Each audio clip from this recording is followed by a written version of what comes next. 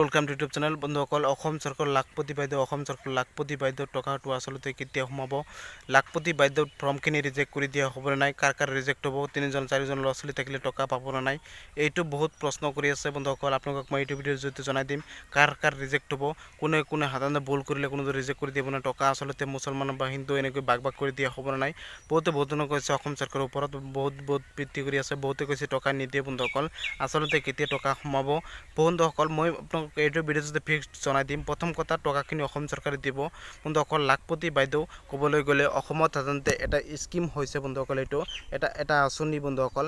এই আঁচনিৰ জৰিয়তে গোটৰ মহিলাসকলক লাখপতি বনাই দিব, 100% এই পইচাখিনি পাব আপোনালোকে। বহুত ধৰণৰ কথা ক'ব বন্ধুসকল, বিশ্বাস নকৰিব। অসম চৰকাৰে যি দিছে এইটো সঁচাকৈ দিছে বন্ধুসকল।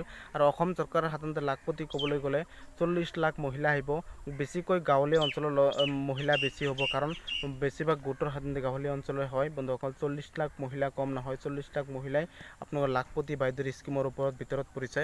আৰু 40 লাখ মহিলাই সাধাৰণতে ফৰ্ম ফিল আপ কৰিছে। কোনে ফৰ্ম ফিল আপ ৰিজেক্ট হ'ব বুলি বহুতে কৈ আছে বন্ধুসকল। এই ফৰ্ম ফিল আপখন কোনো ধৰণৰ ৰিজেক্ট নহয়, কিবা কাৰণে বেলেগ এড্ৰেছ মেড্ৰেছ কিবা কাৰণে নাম চাম কিবা ভুল থাকিলেও আপোনাৰ বেংক একাউণ্টত যদি শুদ্ধকৈ যায় বা আধাৰ কাৰ্ডটো আপোনাৰ ফটো ষ্টেট গৈছে, বেংক একাউণ্ট যদি শুদ্ধকৈ যায় আৰু ফৰ্মখন যদি কিবা ফিল আপ কৰোঁতে ভুল হয়, কোনো ধৰণৰ ৰিজেক্ট কৰি দিয়া নহয় বন্ধুসকল। এটাই বস্তু চাব, সেইটো হৈছে বেংক একাউণ্ট নাম্বাৰ যদি কিবা খেলি মেলি হৈছে, বেংক একাউণ্টত নাম্বাৰ মাৰাৰ নামৰ লগত নিমিলে, সেইবোৰ দিয়া নহ'ব, সেইবোৰ ৰিজেক্ট কৰি দিয়া হ'ব, কাৰণ সেইবোৰ পিছত জমা লোৱা হ'ব। আৰু এইটো অসম চৰকাৰৰ এটা আঁচনি হয়, এটা স্কিম হয়। এই টকাখিনি 100% পাব অসম চৰকাৰে, অসম মুখ্যমন্ত্ৰী তেওঁলোকে সঁচাকৈ দিয়া হ'ব, এইটো দিব।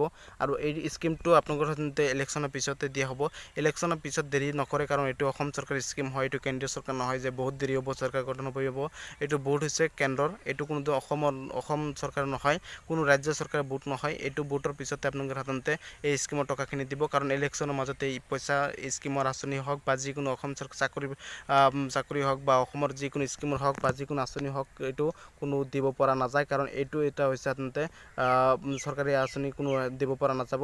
সেইবাবে এই পইচাখিনি সাধাৰণতে এই আঁচনিখিনি আপোনালোকৰ পইচাখিনি সকলোবোৰ চোৱা চিতা কৰা হৈছে, সকলোবোৰ সাধাৰণতে ইলেকশ্যনৰ পিছত সকলো মহিলাই পাব। 40 লাখ মহিলাই যদি গোটেইকেইটা মহিলাই ফৰ্ম ফিল আপ কৰিছে সকলোৱে পাব, যিসকলে ফৰ্ম ফিল আপ কৰা নাই তেওঁলোকে নাপায় বন্ধুসকল। ফৰ্ম ফিল আপ কৰা সকলো মহিলাই পাব, 100% পাব। আৰু বহুতে কৈছে 4জন 5জন ল'ৰা ছোৱালী থাকিলে এই পইচাখিনি দিব নাই বন্ধুসকল। আৰু 4-5জন ল'ৰা ছোৱালী থাকিলেও এই পইচাখিনি 100% পাব, কাৰণ ইতিমধ্যে মুখ্যমন্ত্ৰী ডাঙৰীয়াই কেইবাখনো মিটিঙত বৃহৎ ঘোষণা কৰিছে, আৰু লাখপতি বাইদেউৰ পইচাখিনি পাব। আৰু এইটো কোনো ধৰণৰ হিন্দু মুছলিম নহয়, অসমৰ প্ৰতিগৰাকী মহিলাই, গোটৰ মহিলাই এই পইচাখিনি 100% পাব। সকলোৱে ভিডিঅ'টো শ্বেয়াৰ কৰি দিব, চেনেলটো ছাবস্ক্ৰাইব কৰি দিব, দি কিমান শ্বেয়াৰ কৰিব পাৰে আপোনালোকক মই চাম। আৰু সকলোৱে ভিডিঅ'টো অনেক শ্বেয়াৰ কৰি দিব, চেনেলটো